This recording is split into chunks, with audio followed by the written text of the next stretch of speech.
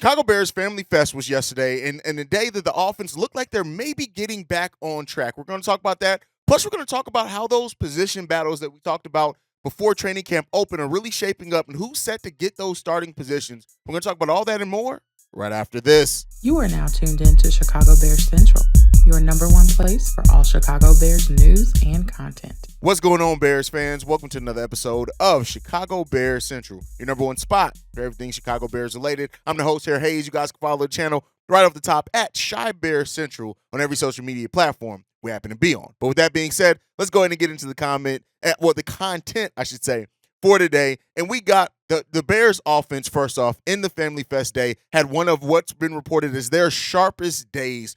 From Josh Rock, he says this: Bears first team offense has a good day in the red zone.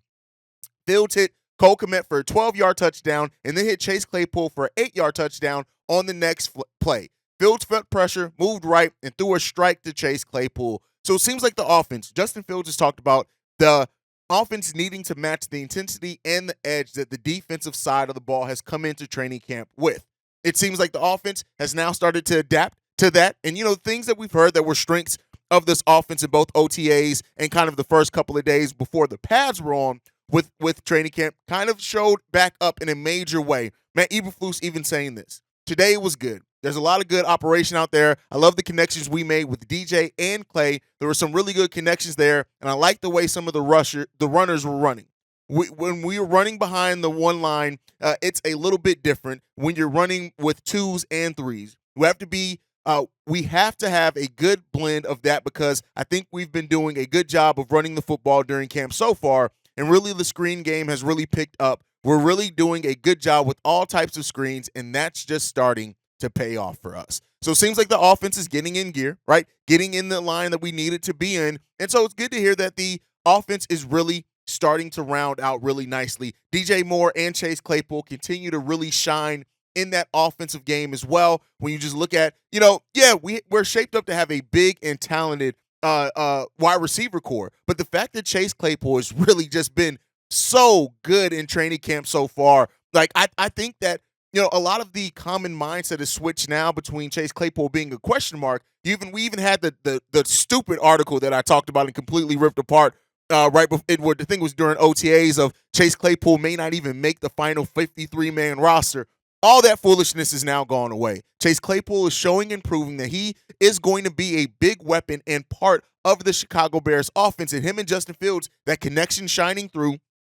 Him and DJ Moore both working on that connection so far in training camp. We already know what Darnell Mooney has with them. And as much as we talked about, like in Sunday's live stream, about how Yannick Ngakoue and the addition of him really helps up the expectations for the Chicago Bears overall, you got to say the same thing about this offensive wide receiver core really coming together. And if Justin Fields is going to, move around the pocket a little bit more, make better decisions, get that ball off quicker, it just raises that ceiling even further more for the Chicago Bears offense. And so, listen, you don't want to make Darnell Mooney the forgotten man at all, right? But considering last season we came in, Darnell Mooney was the number one. We are now having a part where we're going to be able to use Darnell Mooney more to his strengths, where we have a clear-cut number one, and Chase Claypool really shaping up to be that clear-cut number two handedly. And so because of that now, right, just by nature that our number one wide receiver coming into last year has now moved to the slot, and he's going to be used as the three,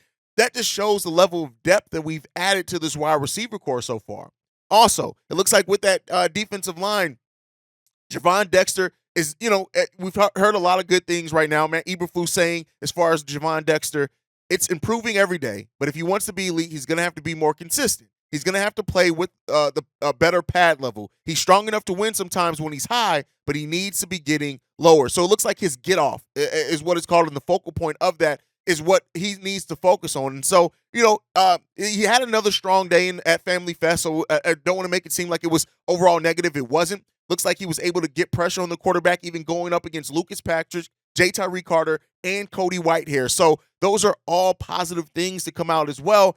And it seems like Javon Dexter is fighting for a starting position. And if he does not start, just think to have that depth coming off the bench, it's crazy. And Zach Pickens is having another solid day as well. So there you go. And then it seems like Kyler Gordon was out, and we're going to talk about injuries here in a second. and Josh Blackwell stepped into that nickel position, and it seemed like he had such a strong showing playing that nickel position, saying this. This comes from Kevin Fishbane, a tweet from him.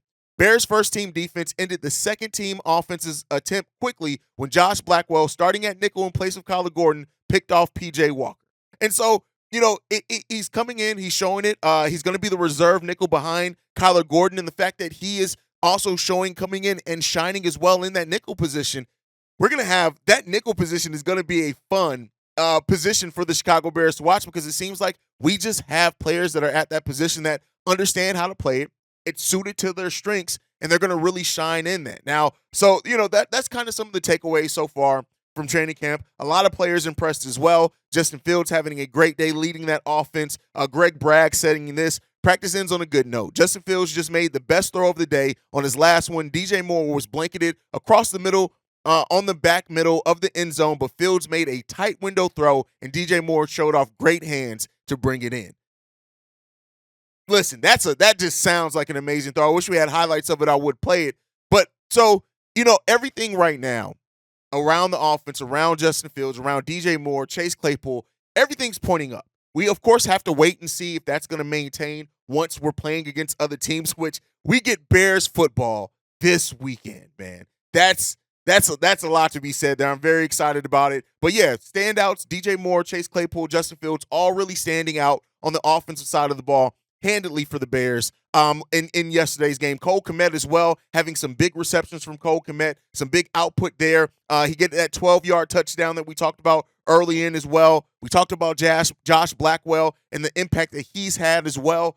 Overall, Family Fest, seems like it was a pretty good day overall. A lot of players standing out, players that we need to stand out as well. But one of the biggest question marks kind of coming out of that is the overall injury level. We had a number of players that got added to that as well. When you look at Kyler Gordon was out, Jaquan Brisker, Tremaine Edmonds, DeMarcus Walker, Jack Sanborn, who's been there already. Eddie Jackson took himself out after he seemed like he tweaked something. Now, Matt Eberflus has said none of the injuries that the Bears have right now are considered to be long-term. He's not worried about anybody missing week one at all, but he did talk about the continuity of it, right? And that's his main concern, is that he wants the starters to learn to play alongside each other. And so, I'm glad to hear that the biggest concern right now is continuity and not anything long-term. That is something positive for me to take away from it, because if you guys watched yesterday's Sunday live stream, starting to get a little bit more worried about some of the injuries that we have on the team and just how much time certain players are missing, like a Nate Davis and things like that. But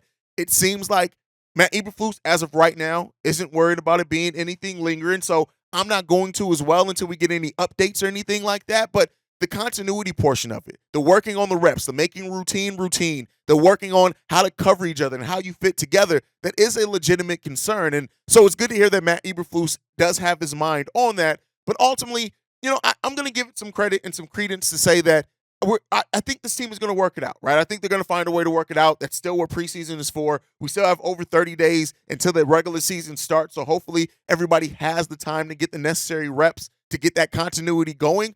But I, for one, am looking at it as an opportunity for other players to step up. Like, we probably wouldn't have heard about Blackwell if he didn't get that opportunity to step up, right? And so, those are things to kind of look at as well. But one of the things that we came into the season talking about were position battles at a couple of key positions. First up, the running back. While we've heard some very concerning things about Khalil Herbert in the passing game, and the pass blocking game, it seems like he still has the inside edge to be that running back one. Dante Foreman isn't going to make it easy on him, though. We've heard really good things about how he's operating in both the run pass and even the blocking game. It does not seem, at least as of right now, that Roschon Johnson is going to be a threat to get that running back one position. They're going to bring him along slowly. But Khalil Herbert seems to still have that inside edge of being the starting running back one to start the season. And, we'll see. Like, they're still going to split carries. They're going to get more than enough carries between the two of them. But Khalil Herbert is going to have to try to step up that pass blocking and work on that in the remaining time that he has left in training camp. In my opinion, that's really what I would like to see from him. But ultimately, if the coaching staff feels comfortable in it, I guess that's how we're going to rock and roll. But we'll see. Now, the edge rotation, right? We came into the season wondering Travis Gibson, Dominique Robinson, but it really seems now with the addition of Yannick Ngakoue that we know the role that everybody's going to play at that edge position. DeMarcus Walker is going to start at the other side. Yannick Ngakoue is going to be at the opposite side. And then we're going to have Travis Gibson and Dominique Robinson being those depth pieces that they both really shined at last season as well. The big thing is that when we know that part of the reason we brought in DeMarcus Walker was because of his ability to play inside and out. So when we move to some of those scenarios and lineups, when DeMarcus Walker is moving to the inside, the bigger question then becomes that who's going to be first up to get those snaps on the outside. Now, Rasheem Green, we've heard some really positive things as well, but it's been up and down for him so far in training camp. So you don't want to take that too much away from him. Travis Gibson, he's the guy who's fighting for a contract. It seems like he's been producing pretty well in training camp, and we've already seen what he can be as a backup as well. Once he was in that starting lineup, once he got that starting level attention and being double teamed a lot of times, his play dropped. Then he was the third most double team player in the league last season. That makes sense. And then as far as Dominique Robinson, 1.5 sacks as a rookie. He looked pretty well as a backup. Me and Bobby Ansida were all really impressed with him when he was a backup. We wanted to see him move into that starting rotation, but it really was a mixed bag, more negative than good when he did get moved into that starting lineup. So there's some things there as well. And then you have Terrell Lewis, right? We've heard a lot of good things about him shining in training camp as well. He's gone from being a player that some people thought were going to be on the bubble to some people think that he could have been a starter depending on what happened. But now with Yannick coming in, that really does seem like that's not really a thing. But I do think that, we'll see. We'll see what happens with Terrell Lewis. He's probably going to be used too as a depth piece as well. But we'll see. And then the cornerback 2 position. This is one that we didn't kind of expect coming into training camp, right? We thought Tyreek Stevenson had that locked in, and then Terrell Smith came in and has made it interesting, right? Both have had their pluses, their minuses, their negatives, and things like that. But the fact of the matter, it still seems like Tyreek Stevenson, by everything I'm reading, probably has the inside edge on that. But Terrell Smith is not making it easy. He's not at all making it this thing where it's going to be clear-cut Tyreek Stevenson. And to C-Dub's point, one of the co-hosts on the show talking about how, especially if Jalen Johnson doesn't necessarily perform the way that we thought, or could Jalen Johnson end up being somebody that the Bears do look to move at the trade deadline?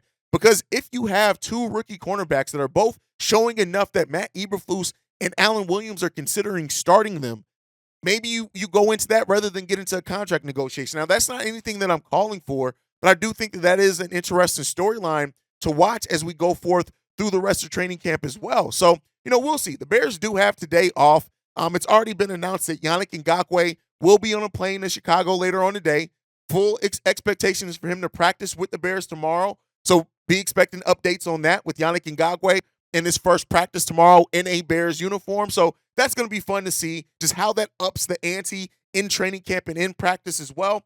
But all things are shaping up and going into a positive direction for the Chicago Bears. I'm really excited. I think a lot of Bears fans are really excited as well. I think everybody's kind of tuning up their expectations for this team, and everything's ramping up at the right time, if you ask me. Now, before we go, a lot of mailbags coming in. One of the things that we kind of overlooked, we played even some voicemails on Sunday's live stream, which was a first for us. We got text messages, and I want to get into these text messages. This one's from B Mace. Shout out to B Mace, one of the family members here. He sent this on Friday and says this: "What up, bros? I wanted to ask if there was any other free agents you would like the Bears to make a move on, or do you think we're all set this upcoming season?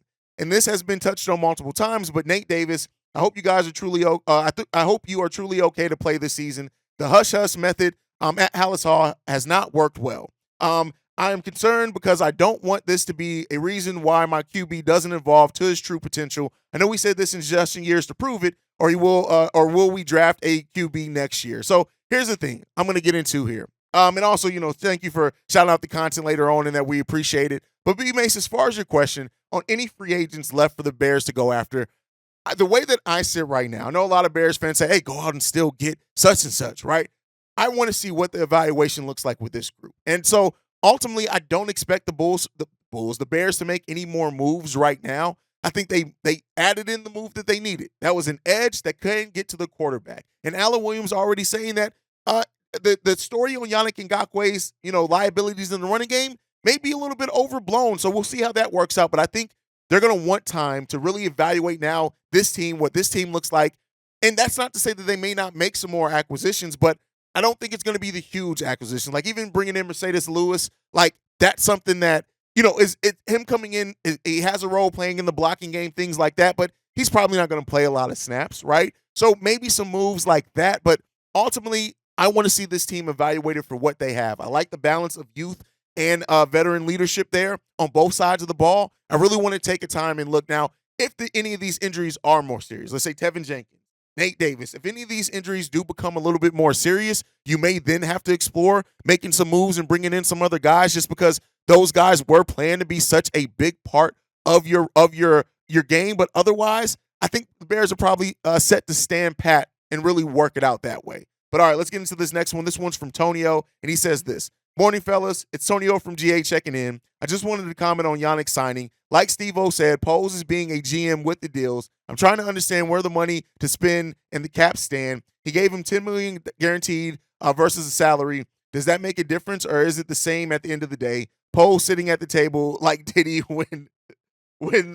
players say they want multiple years. Well, I think when it comes to Yannick Ngakoue, he has so many questions around him, and we've seen that Ryan Poles doesn't really like to spend big money on veteran players. He likes for the value in that to go more youth-wise. And I think that makes sense. Now, as far as where the Bears still sit, I think we still have around $27 million in cap space that we can use. We're still first on the waiver wire as well in most scenarios. So those things play a part, right? But I think ultimately Yannick got a one-year deal because it's a prove-it deal. Yannick wanted long-term money and to play for a contender. He got really neither coming to the Chicago Bears, right? And so before they attach long-term money, especially with some of the defensive ends that are coming in the next draft, with us having 2 first-round picks as well, I think Ryan Poles didn't want to paint himself into a box that he didn't need to. And so he kept flexibility, and we've always talked about Ryan Poles is somebody that is going to maintain flexibility where he can, and he did that with that deal. He got something that's going to absolutely help this Bears team this season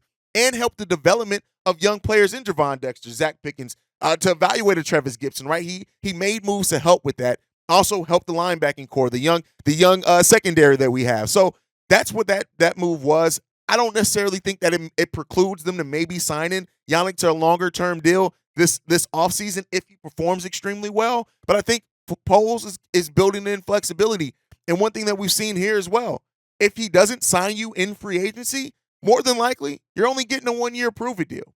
That's my thought on it. You guys can let me know what you think on all that down below. Once again, thank you for tuning in. Make sure you're following the show at Shy Bear Central. You can send us any feedback, questions, comments, concerns. ChicagoBearCentral@gmail.com. Lastly, if you want to leave a text message and our voicemail for our mailbag episodes, the number to do so, 773-242-9336. We are the #1 spot for everything Chicago Bears related because of you guys. And like I like to end every episode on. Go Bears. Love you guys. No, I'm sorry. That's corny. That's not how we do it. Chi-Town up, but Bear down. Love you guys.